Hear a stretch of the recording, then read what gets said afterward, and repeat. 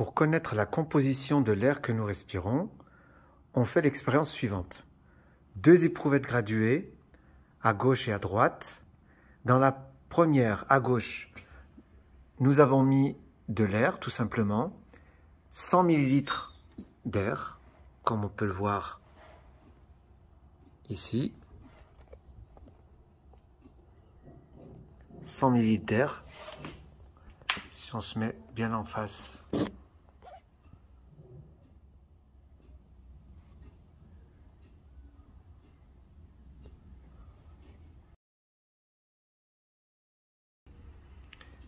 Et à gauche,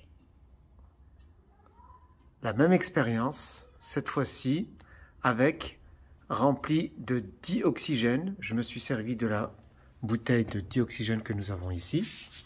J'ai mis 100 ml également de dioxygène. On le voit à la graduation qui est là, 100 ml. Et au fond de chacune des 2 éprouvettes graduées, nous avons de la paille de fer.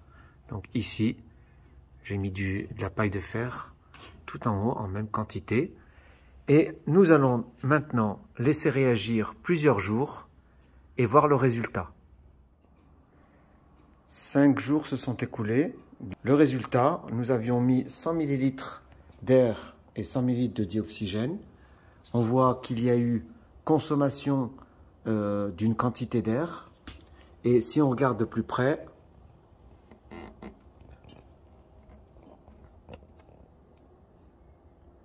on est à 21 ml consommés. Puisque j'avais mis 100 ml, il reste 79. Donc 21 ml d'air ont été consommés. On va voir précisément. Dans la deuxième, eh bien là, on voit que tout le dioxygène a été consommé, puisque on ne voit plus rien. Alors, ça veut dire que le responsable de la rouille, c'est le dioxygène.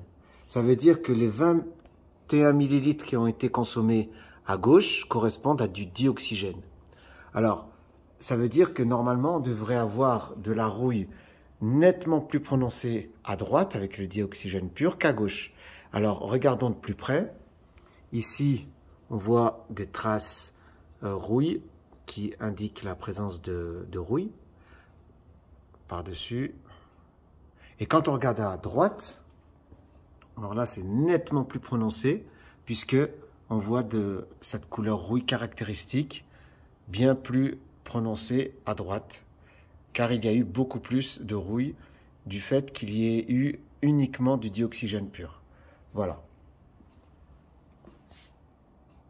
Voilà, j'espère que cette vidéo d'expérience t'a plu. N'hésite pas à t'abonner pour rester informé des nouvelles vidéos. Allez, bon courage!